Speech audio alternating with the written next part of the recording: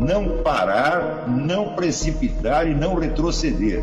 Então dizer para esse cara, sabe quando nós vamos parar? Nunca. Nunca na sua porca vida. Né?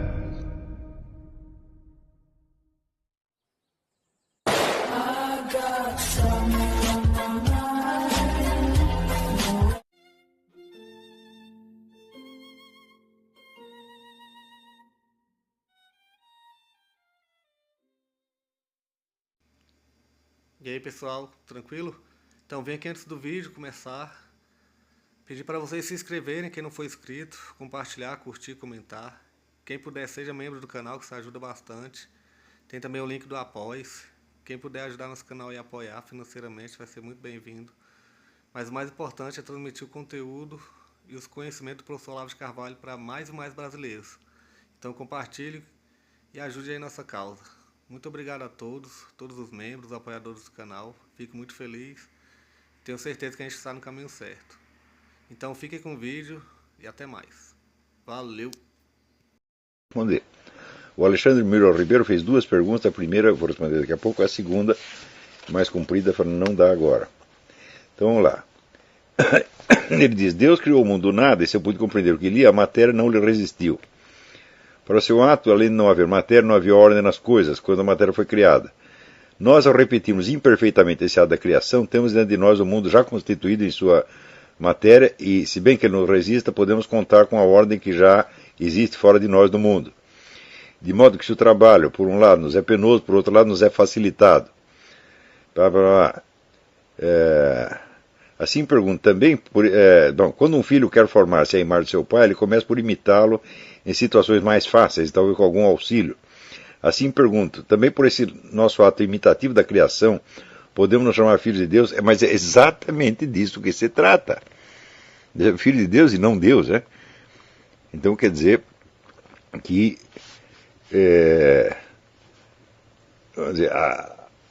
a criatividade humana,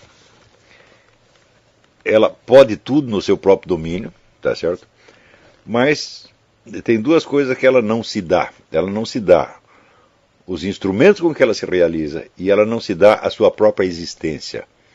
Quer dizer, ela se realiza num mundo que você já recebe pronto, definido, limitado, delimitado. Um mundo que é composto, vamos dizer, de obstáculos e de oportunidades, tá certo? De dificuldades e de meios, e você não fez esse mundo, ele já está aí. E segundo, você não se deu a sua própria existência, né, no sentido exatamente do cogito de Santo Agostinho. Quer dizer, eu sei que eu sou, mas eu não sei por que eu sou. Agora, de qualquer modo, há uma observação que precisa ser feita aí.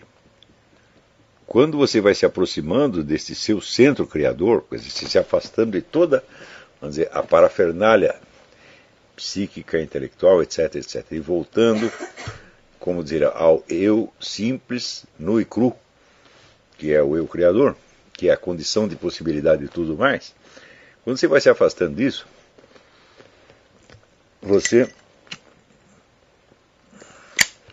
várias certezas aparecem. A primeira é essa de que este eu não é causa sui e ao mesmo tempo não pode ser explicado por nenhuma causa circundante.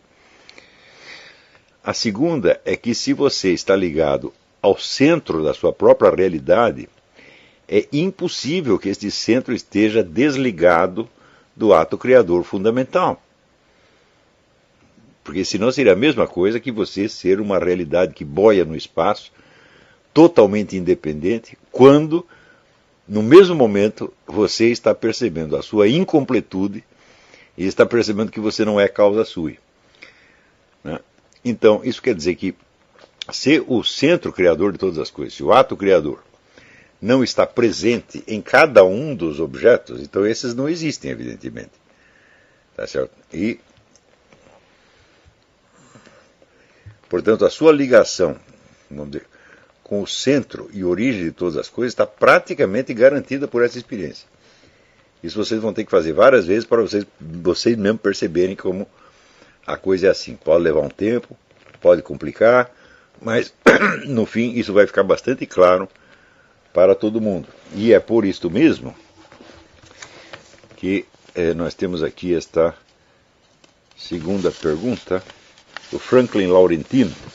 Quando o senhor profere a palavra Deus, a que precisamente o senhor está se referindo? Exatamente, acabei de dizer, ao ato propriamente dito, ao ato criador, ao ato inicial, que está subentendido, que é permanente em tudo o que existe. Se as coisas, vamos dizer, se o ato cessar, tudo cessa. Nós tomamos conhecimento das coisas, vamos dizer, como presenças mais ou menos estáticas e congeladas, tá certo? Mas nós sabemos que elas não surgiram do nada, nós sabemos que elas não podem existir apenas como presença, tem que haver um ato que as sustenta na existência, que é, na verdade, a própria existência, é a força criadora da própria existência. Tá certo? Daí ele pergunta, o senhor acredita na narrativa transcrita no livro Gênesis com o mesmo teor de credibilidade com que se recorda a sua própria narrativa biográfica? Ou a considera uma espécie de mito? Quando o senhor orienta seus alunos a se confessarem para Deus, quem ou exatamente quem é esse Deus? Ora, não precisa saber mais nada a respeito desse Deus, além do que eu acabo de dizer aqui. Se você sabe isso, já sabe muito. O resto, até as considerações teológicas, religiosas, podem mais complicar a sua vida. Então, quer dizer, a última coisa que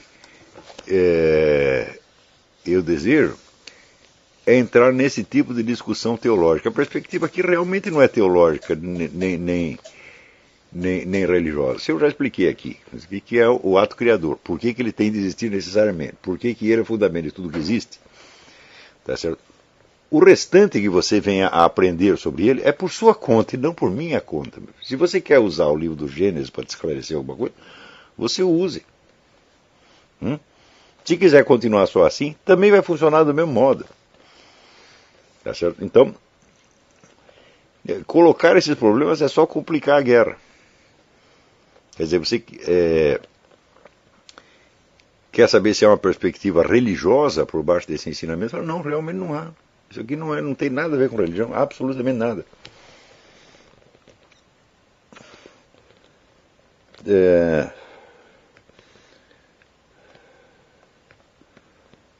Bom, o resto dessa pergunta é muito complicado, vou deixar para depois. Vamos ver outra pergunta aqui. Douglas Pelagatti pergunta, no texto do Vieira Barron ele afirma, Lavelle, pensa que a reflexão filosófica pode tirar tudo dela mesma, salvo a existência que é dada. Isso tem alguma relação com a crítica kantiana do argumento ontológico de Santo Anselmo? Não, absolutamente nada. Tem a ver com o cogito agostiniano, isso sim. Quer dizer, a minha existência me foi dada. Tá certo? Não só a existência, como o mundo também foi dado. Tá certo? Mas, a partir daí, eu só existo como criatividade. E é nesse sentido que ele vai dizer que a existência precede a essência. É uma frase que é verdadeira no que se aplica, no que se diz respeito ao indivíduo humano, que ele se torna algo, portanto ele adquire uma essência, ou ele cria uma essência no curso da vida, e que se torna automaticamente falsa quando aplicada à espécie humana, porque a espécie humana pode ser definida por características constantes, entre as quais a liberdade. Portanto, ela tem uma essência fixa.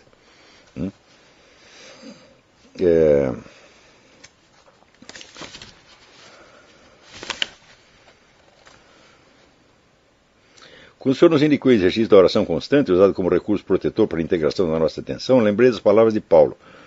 Orai sem cessar. Muito bem, mas o que eu disse aqui é só um dos múltiplos sentidos que pode ter essa sentença do apóstolo. Eu ressaltei um deles. Quer dizer, um motivo que você tem para, vamos dizer, esta prática. Tá certo? E eu ainda ressaltei que o importante ali não é a prece mesma. Atenção. O que importa não são as palavras da prece mesma, que você vai continuar simplesmente repetindo, dizer, como um disco rachado. É a intenção sua de fazer a prece que importa. Então, é isto que vai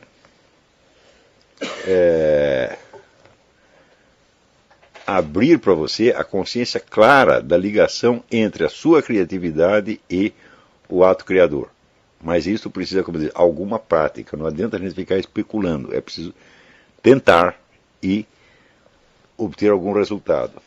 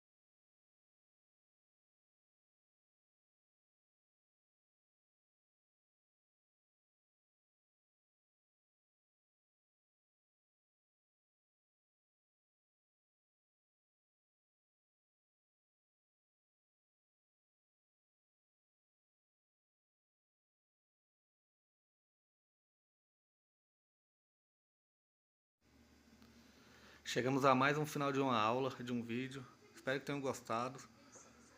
Quem não se inscreveu ainda, se inscreva, compartilhe, comente. Ajude o nosso canal, apoie, seja membro. E ajude o nosso canal a chegar a cada dia a mais brasileiros que precisam muito do conhecimento do professor Olavo de Carvalho. Então é isso aí, fique com Deus, até o próximo. Valeu! Então é isso aí, pessoal. Aqui é o nosso canal, que são alguns livros que eu já li. A maioria foi doação, mas alguns eu adquiri, professor Olavo de Carvalho. Alguns livros se perderam aí que eu emprestei. Professor Alexandre Costa. A Bíblia Sagrada. 10 lições sobre Karl Marx. Indico a não ler esse livro, que é muito ruim mesmo. Alguns pensadores aqui que realmente, como o professor Olavo de Carvalho disse, não são pensadores. Valeu, tamo junto aí. Apoie nosso canal, seja membro.